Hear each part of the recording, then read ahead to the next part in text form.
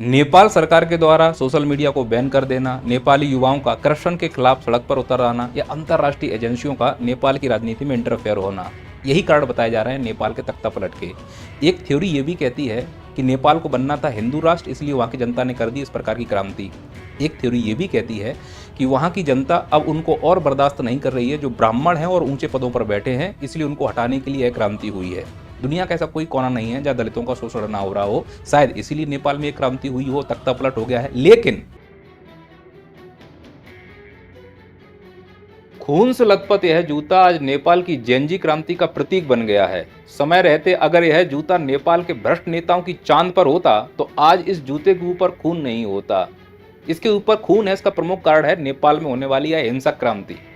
पर हिंसक क्रांति के पीछे का क्या कारण है? क्या वहां की भ्रष्ट सरकार जिम्मेदार है या अंधभक्त जनता, या कहीं ऐसा तो नहीं है कि अंतर्राष्ट्रीय एजेंसियां जानबूझकर नेपाल में अशांति लाना चाहती हैं जिससे भारत में अशांति आ जाए? इस पर हम गहन चर्चा करेंगे, लेकिन पहले इस जूते का मैसेज पूरी दुनिया के उन नेताओं को जाना चाहिए जो अपने देश की जनता को मूर्ख समझते हैं।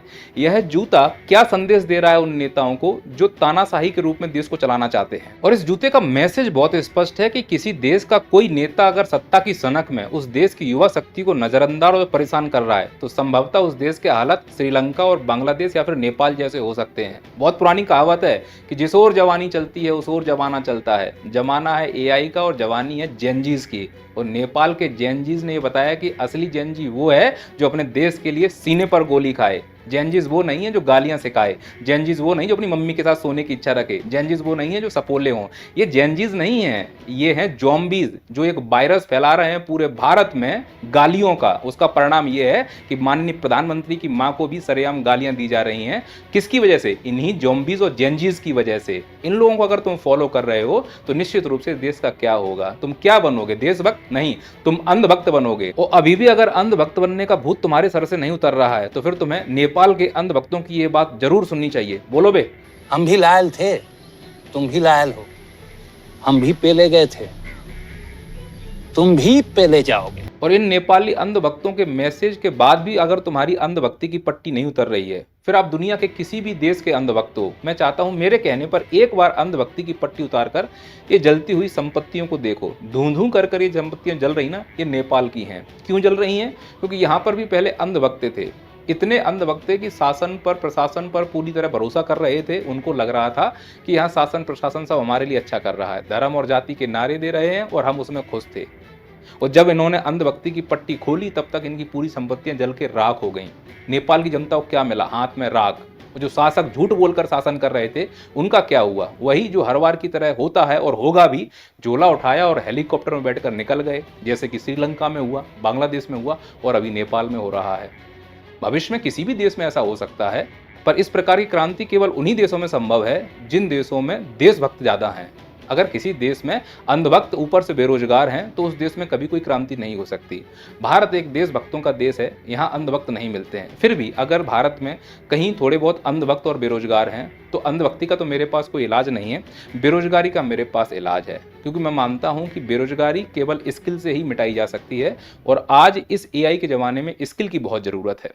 सिर्फ वही देश आगे जा सकता है जो बदलते एआई ट्रेंड्स को समझे या उसको अपना ले। एआई ने पूरी दुनिया को चौंका के रख दिया है। हमारा आज का वीडियो इन 4 प्रश्नों पर टिका हुआ है, बस इन्हीं के जवाब हमें ढूंढने हैं। जैसे नेपाल में है क्यों हुआ, नेताओं को अभी इस समय क्या करना चाहिए, किसने करवाया होगा, और सबसे बड़ा प्रश्न, क्या इस प्रकार का तख्ता पलट भारत में भी हो सकता है? तो आइए सबसे पहले यह समझते हैं कि भारत में आखिरकार तख्ता पलट क्यों हुआ। इसके 2 पॉइंट ऑफ व्यू हैं। सरकार का ये मानना था कि हमने सोशल मीडिया बैन कर दिया तो जेनजी सड़कों पर आ गए, आंदोलन हो गया और तख्ता पलट हो गया। लेकिन युवाओं का ये मानना है कि करप्शन था इसीलिए सड़कों पर आए हैं और इतना तीव्र आंदोलन हुआ कि तख्ता पलट हो गया। ये 2 थ्योरी तो न्यूज़ में चल रही हैं, इंटरनेशनल न्यूज़ में, लेकिन भारत के अखबारों में कुछ और ही चल रहा है। दैनिक जागरण ये कह रहे हैं कि हिंदू राष्ट्र की मांग कर रहे थे इसीलिए तख्ता पलट हुआ। इनको हम बाद में जुटियाएंगे। मुद्दे की बात समझने की बहुत जरूरत है कि मुद्दे की बात आखिरकार है क्या। नेपाल में बेरोजगारी, असमानता, भ्रष्टाचार चरम सीमा पर है। एक तरफ नेपाल के कई लोगों को जहां आपदाएं आई हुई हैं, खाने के लिए एक वक्त का खाना नहीं है, वहीं सरकारों में बैठे मंत्रियों, नेताओं के लड़कों को विदेश जाने का मौका मिल रहा है, अच्छे अच्छे 5 स्टार होटल में ठहरने का मौका मिल रहा है और बड़े बड़े ब्रांड पहनने का मौका मिल रहा है, सिर्फ इसलिए क्योंकि वो राजनेताओं के लड़के हैं। इसीलिए नेपाल की जनता ने यह विरोध किया कि यह नेपो किड्स हैं, ये नेपो बेबीज हैं, इनको ये सुविधाएं क्यों? क्योंकि हमने तुमको चुनकर भेजा इसलिए कि तुम देश का भला कर पाओ, लेकिन तुम अपना और अपने बच्चों का भला कर रहे हो। नेपाल में जितनी प्रॉपर्टियां हैं वो बड़े बड़े नेताओं और बिजनेसमैन के नाम हैं। तो इस असमानता के चक्कर वहाँ की जनता में असंतोष था और वह असंतोष सड़क पर उतरा, यह कहते हुए कि हमारे देश में करप्शन हो रहा है और इस करप्शन की आवाज़ उठाने के लिए रैलियां की जाती हैं। पर इस डिजिटल दौर में अगर तुमको आवाज़ उठानी है तो सबसे अच्छा तरीका है कि आप सोशल मीडिया पर जाकर इस आवाज़ को उठा दो। और वैसा ही नेपाल के युवाओं ने किया होगा, लेकिन सरकार क्या चाहेगी कि उनके करप्शन या उनकी गलतियों को सोशल मीडिया पर उठाया जाए? नहीं। तो सरकार ने क्या किया कि इस सोशल मीडिया को बैन करने का निर्णय ले लिया। अब अगर बैन किया जाएगा, युवाओं की आवाज़ को दबाया जाएगा, परिणाम क्या होगा? आंदोलन होगा। और बैन इस स्तर पर किया जा रहा है कि उन्हें लगा कि 2-4 लोगों को अगर मार दिया जाएगा तो शायद यह भीड़ भाग जाएगी। तो इसकी सरकार ने ऑर्डर दे दिया शूट एंड साइट का। लगभग 19 से 20 युवा मारे गए और ऐसे युवा जो यूनिफॉर्म में आए थे, स्कूल छात्र युवा थे। लेकिन सरकार तो सरकार है। सरकार ने क्या प्रोपेगेंडा चलाया उस मीडिया के सहारे कि यह जो युवा आए थे ये जेनजीज हैं, सोशल मीडिया बैन किया तो रील स्क्रॉल नहीं कर पाएंगे, इसलिए घबरा रहे हैं, इसलिए सड़कों पर आकर यह आंदोलन हो रहा था। लेकिन बाद में क्या मालूम चला कि यह आंदोलन सोशल मीडिया प्लेटफॉर्म्स के लिए नहीं था, बल्कि करप्शन के खिलाफ था। और इस करप्शन की आवाज़ सोशल मीडिया पर उठाई थी, तुमने बैन कर दिया, इसीलिए हम लोगों ने यह आंदोलन किया और उस आंदोलन में छात्रों को शूट एंड साइट के द्वारा मरवा दिया गया। तो आंदोलन तीव्र होना ही था। अब प्रॉब्लम क्या हुई कि जो ये सोशल मीडिया प्लेटफॉर्म बैन किए गए, इनका सीधा संबंध अमेरिका से है और इस सरकार ने हवाला ये देते हुए कहा है कि कुछ प्राइवेसी हैं, उनका हमने अनुसरण किया है, हमने वही नॉर्म्स लागू किए हैं जो अन्य देशों में लागू हैं। अचानक से क्यों किए हैं यह भी पूछा गया, जवाब नहीं दे पाए। इसके चक्कर में निश्चित तौर पर वह देश नाराज हो सकता है जिस देश के सोशल मीडिया प्लेटफॉर्म है। तो ये हुआ होगा कि इनके जो सीईओज हैं गए होंगे मालिक के पास कि भाई उनने हमारे अकाउंट को सीज कर दिया है, इससे अंतर्राष्ट्रीय स्तर पर हमारी बेइज्जती भी हो रही है, हमारा रेवेन्यू भी कम हो रहा है। तो इसने पूछा होगा कि किसने बंद किया है, तो जवाब आया कि इस देश ने बंद किया जिसका नाम नेपाल है। देखा उसने कि इसका तो चाइना के साथ दोस्ती है, ये कम्युनिस्ट है क्या? अब अमेरिका और चाइना का 36 का आंकड़ा है और नेपाल का झुकाव चाइना की तरफ है। अब अगर इसका तख्ता पलट कर दिया जाए तो नुकसान किसका होगा? चाइना को। और चाइना को अगर नुकसान हुआ तो फायदा किसका होगा? अमेरिका का। अब इसके बगल में भारत है।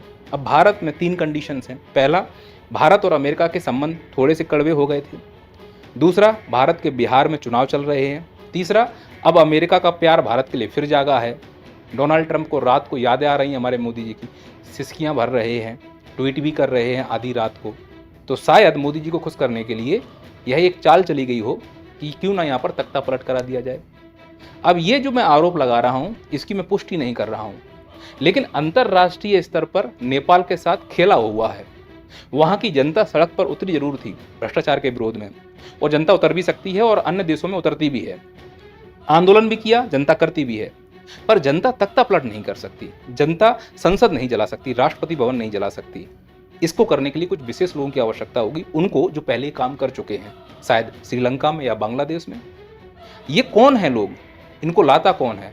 इनको वो लोग लाते हैं जो देश चलाते हैं। आजकल छोटे मोटे देशों को एजेंसियां चला रही हैं, जिसमें ISI जो पाकिस्तान की है, CIA जो अमेरिका की है। CIA का इतिहास बहुत पुराना रहा है। CIA का इतिहास नेपाल में इंटरफेयर करने का पुराना रहा है। जब रशिया ने इन्वेस्ट किया था तब CIA ने राज दरबार हत्याकांड करवाया था। तो जब CIA का इतिहास पुराना है तो क्या ये CIA इसके कहने पर नेपाल में इस प्रकार की अस्थिरता नहीं ला सकता? अब इस नेपाल की अस्थिरता से अगर आप एंगल देखते हो, भारत और अमेरिका के संबंध अगर मीठे हो रहे हैं तो नेपाल की दृष्टि से भारत को ये फ़ायदा है। और अगर कड़वे हो रहे हैं और फिर कोई ऐसी सरकार आती है जो प्री या प्रो चाइनीज़ है तो भारत को नुकसान होगा। तो भारत को फ़ायदा होगा अगर नया PM हमारी तरफ झुकाव रखता है, साम्यवादी नहीं है, कम्युनिस्ट नहीं है, और अगर नहीं है तो फिर वो उधर की तरफ झुकाव रखेगा। लेकिन वहाँ की जनता क्या चाह रही है? वहाँ की जनता कह रही है कि हमने आंदोलन इसलिए भी किया है क्योंकि हम चाहते हम एक ऐसा राष्ट्र बनाए जो संप्रभु हो, ना वो चाइना की कठपुतली हो, ना अमेरिका की कठपुतली हो, ना वो भारत की तरफ झुकाव रखे। एक ऐसा नेता चाहते हैं जो स्वयं संप्रभु बनकर हमको भी आत्मनिर्भर बना दे, पर ऐसा पॉसिबल नहीं हो पाएगा।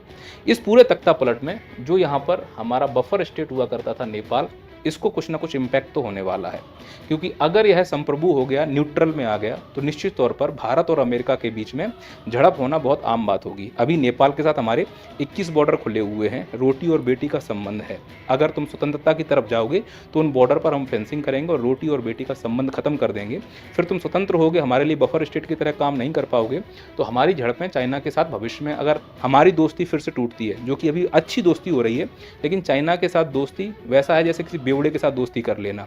जैसे उसको नशा आएगा साला, फिर वो हमसे उल्टा सीधा बोलना शुरू कर देगा, जैसे 1962 में किया था। इसीलिए विदेश नीति में कोई दोस्त नहीं, कोई दुश्मन नहीं। इस सड़े हुए संतरे ने ये प्रूव करके बता दिया हमको। तो भविष्य में इस प्रकार की अगर घटनाएं होंगी तो चाइना और इंडिया अगर भविष्य में टकराते हैं, जैसे कि भारत और पाकिस्तान की झड़प हुई है, तो दोनों ही अस्थिर होंगे। अगर ये दोनों अस्थिर हुए तो हिंद महासागर पर इसका कब्जा होगा। अगर इतनी बड़ी रणनीति देखी जाए तो ये कहा जा सकता है कि करप्शन, सोशल मीडिया प्लेटफॉर्म को बैन करना, ये तो नेपाल की बहुत छोटी सी भूमिका है। अंतर्राष्ट्रीय स्तर पर नेपाल एक मोहरा बन गया है, दो पार्टों के बीच में पिस रहा है। मेरे को लगता है ये इसकी रियलिटी है। बाकी जो आंदोलन हुआ है उसमें करप्शन का मुद्दा था, नेपो बेबी, नेपो किड्स का मुद्दा था, और यह मुद्दा सोशल मीडिया पर उठाया गया, उसको बैन किया गया। अब इस सोशल मीडिया को बैन करने के पीछे अमेरिका कितना नाराज हुआ और अमेरिका कितना इन्वॉल्व था, चाइना कितना इन्वॉल्व था, वो समय ही बताएगा। फिलहाल प्रारंभिक स्थिति में ये कहा जा सकता है कि वहां पर तख्ता पलट हो चुका है। अब बात करते हैं दूसरे मुद्दे पर कि तख्ता पलट होने के बाद भारत के नेताओं को इस समय क्या करना चाहिए। यहाँ नेता कहने का मतलब है विपक्ष के नेता, सत्ता पक्ष के नेता और मीडिया। मीडिया भी नेता ही है, राजनीति तो करते हैं वो लोग भी देश में। अब विपक्ष क्या करता है, पब्लिक में आके बोल रहे हैं जैसा नेपाल में हुआ वैसा भारत में हो जाएगा। सत्ता पक्ष क्या कर रहा है, पब्लिक में आके बोल रहा है नहीं नहीं जैसा नेपाल में हुआ भारत में नहीं होगा, भारत में देशभक्त हैं। और इनको सपोर्ट करने के लिए दलाल तो बैठे ही हुए हैं। मैं इन लोगों से सबसे कहना चाह रहा हूं, आप जनता को मत बताओ कि होगा कि नहीं होगा, आप लोग अपने नेताओं को बताओ कि नेपाल में ऐसा क्यों हुआ। पहला कारण वहां नेपो किड्स थे। तो सभी लोग, जितनी भी पार्टियां मुझे सुन रही हैं, आपस में बैठ के डिस्कस करो कि भारत में जितने भी नेपो किड्स हैं उनको तुरंत विदेशों से बुलाया जाए, जिन जिन पदों से उनसे उतारा जाए और उनको आम जिंदगी जियाया जाए। नहीं तो ऐसा अगर हम नहीं करेंगे तो नेपाल जैसी स्थिति हो जाएगी। तुम हमें मत बताओ आकर जनता को कि नहीं होगा, कुछ कह रहे हैं हो जाएगा। पहले अपने बच्चों को पदों से उतारो, तब आके हमें ज्ञान देना। अगर नहीं कर रहे हो तो ये बकवाल की बातें मत करो। और समझना है तो अपने नेताओं को समझाओ, विपक्ष का नेता हो या पार्टी का नेता हो, कि वहां इसलिए तख्ता पलट हुआ है क्योंकि भ्रष्टाचार चरम पर हो चुका था।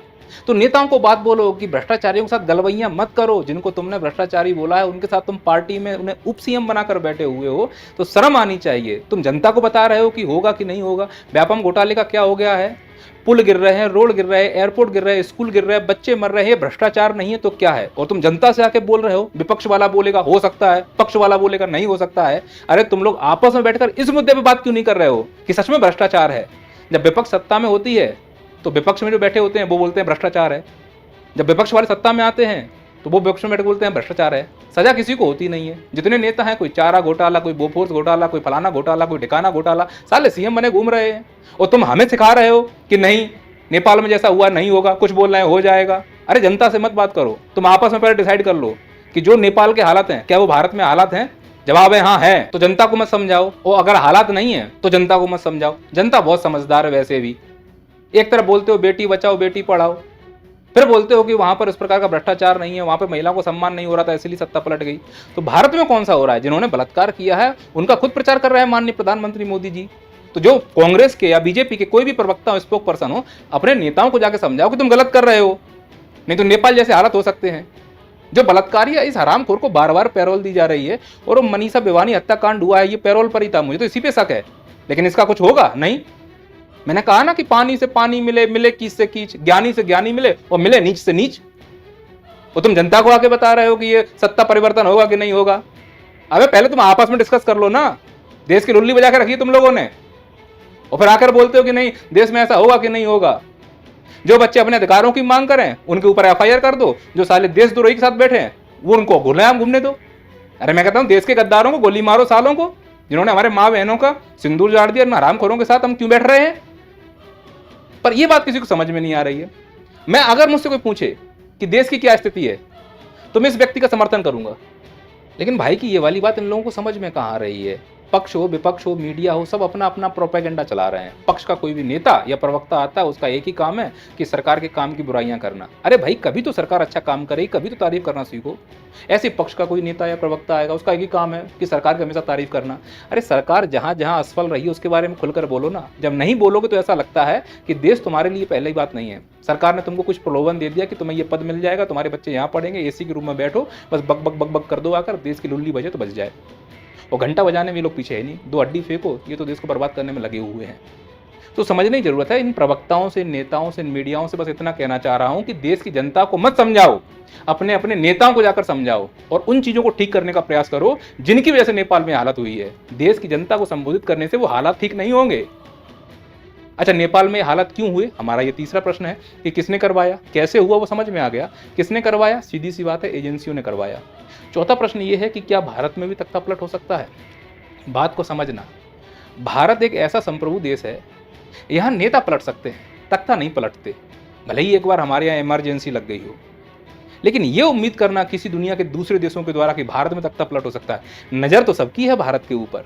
अमेरिका भी चाहता है कि भारत अस्थिर हो जाए, चाइना भी चाहता है भारत अस्थिर हो जाए। पूरी दुनिया में अगर आप देखोगे तो भारत की जो ग्रोथ रेट है वो सबसे ज़्यादा है। भारत भविष्य का विश्व गुरु सच में बन सकता है। मैन्युफैक्चरिंग को लेकर, सर्विस को लेकर, हमारे पास जो ह्यूमन रिसोर्स है, हमारे पास जो डिपेंडेंसी रेशियो कम हो रही है, डेमोग्राफी डिविडेंड हमारा बढ़ रहा है, निश्चित तौर पर भारत के जो आंकड़े हैं वो बहुत ही शानदार हैं। ऐसी कंडीशन में भारत को आगे जाने से रोकने के लिए कोई भी काम कराया जा सकता है। तो सबसे अच्छा तरीका है कि किसी की अगर तरक्की को रोकना है तो उसके पड़ोसी में आग लगा दो। तो पड़ोसी के घर में अगर आग लग जाएगी तुम्हारी तरक्की वैसी रुक जाएगी। तो हमारे साथ क्या हो रहा है, अगर ध्यान से देखोगे तो भारत के पास श्रीलंका है, वो अव्यवस्थित हो गया, बांग्लादेश है, वो अव्यवस्थित हो गया, नेपाल है, वो अव्यवस्थित हो गया, पाकिस्तान हमसे आके झड़प कर रहा है। तो ऐसा लग रहा है कि हम एक साजिश का शिकार हो रहे हैं। अंतर्राष्ट्रीय स्तर पर कुछ लोग ऐसे हैं जो हमारे दोस्त बनने का ड्रामा कर रहे हैं, लेकिन पीठ पीछे छुरा भूंक रहे हैं। अब इसमें गलती किसकी है जो छुरा भूंक रहा है? क्या सरकारें समझ नहीं पा रही हैं या सरकारों का कोई लालच है?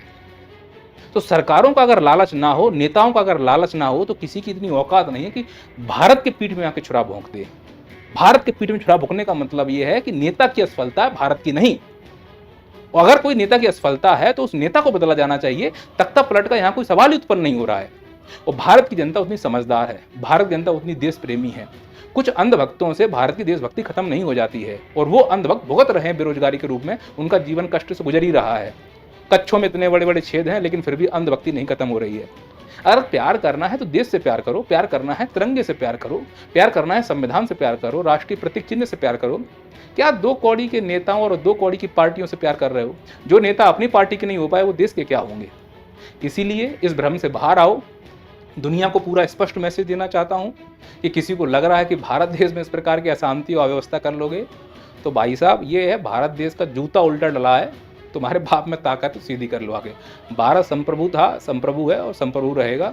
अगर लड़ाइयाँ हैं तो हम भारत की आपस में आंतरिक लड़ाइयाँ हैं। कोई बाहर से आकर 2 कौड़ी का आदमी हमारे यहाँ तख्ता पलट करने का प्रयास करेगा, हम इतने मूर्ख नहीं हैं और ना ही बन सकते हैं।